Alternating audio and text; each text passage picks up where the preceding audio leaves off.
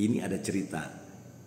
Hari Rabu kemarin, kurang lebih jam 10 pagi, saya datang ke sebuah bank asing. Kemudian saya dilayani oleh dua orang anak muda. Satu bernama Hendra, 28 tahun, satu lagi Vio, 22 tahun. Dalam perbincangan itu saya ada celetukan-celetukan seputar masalah Pilpres. Rupanya di antara kedua mereka itu, Hendra langsung menjawab, oh kalau saya memilih antara 2 dan 3. Dan kemudian Vio juga sepertinya sepakat dengan pernyataan Hendra itu. Kemudian saya ingin mendalami, mengetahui apa sih alasan mereka memilih 2 dan 3. Ini alasannya Hendra. Dia bilang saya memilih nomor 3 itu karena Pak Ganjar mempunyai kesamaan yang sama dengan saya mencintai klub bola MU. Saya bilang hanya itu, yaitu saya suka sama Pak Ganjar karena itu. Anda bayangkan orang memilih calon presiden hanya berdasarkan hati, selera, bukan akal yang waras mereka, hanya perasaan saja. Kalau yang satu, kenapa nomor 2 saya bilang? Oh nomor 2 itu karena senior. Apakah Anda tidak mempertimbangkan bahwa nomor 2 itu menggandeng anaknya Jokowi? Oh tidak. Sebenarnya buat kami Pilpres itu nggak penting karena nggak pengaruh-pengaruh amat. Tapi Vio menyampaikan ini lebih rasional. Vio bilang, enggak, kalau saya nomor 2 tidak. Karena apa? Nomor 2 ini akan menaikkan pajak. Saya bekerja setengah mati dari pagi sampai malam. Kemudian pajak saya dinaikkan dan akhirnya uangnya dikorupsi oleh orang itu saja. Ini lebih rasional, si Vio menjawab. Dari situ kemudian saya kepoin. Jadi saya bilang begini, kenapa sih Anies Baswedan nomor urut 1 tidak masuk dalam radar kalian? Saya pengen tahu apa alasannya. Rupanya mereka menjawab dan diaminkan oleh Fiona. Bagaimana Anies itu calon presiden yang intoleran.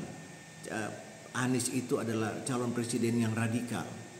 Saya bilang, kenapa kalian menstigma? Ya karena teman-teman semua mengatakan seperti itu.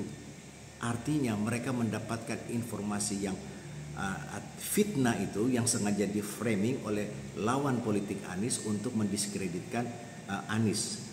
Bahwa Anies itu seperti yang disampaikan oleh kedua anak muda ini.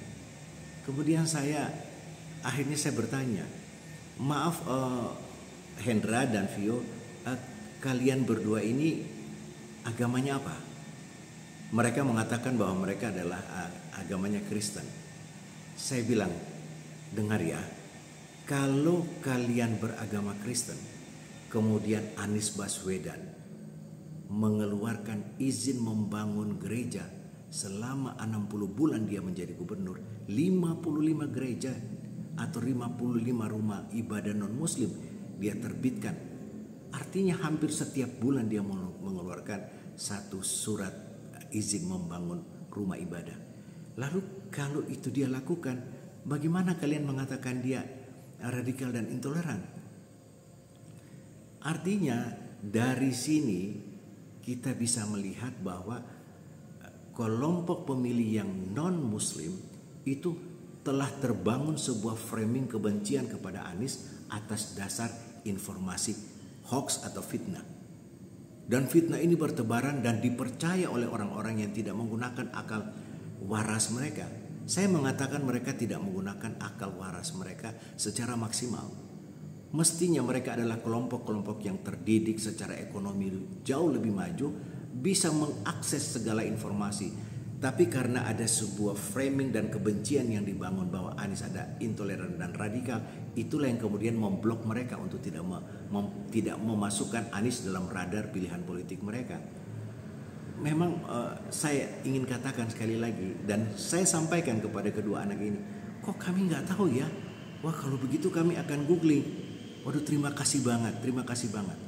Nah orang-orang yang seperti ini perlu kita berikan informasi sebagai edukasi politik. Karena kebencian yang tertanam di dalam hati dan pikiran mereka itu bersumber dari fitnah dan hoax. Salam akal sehat.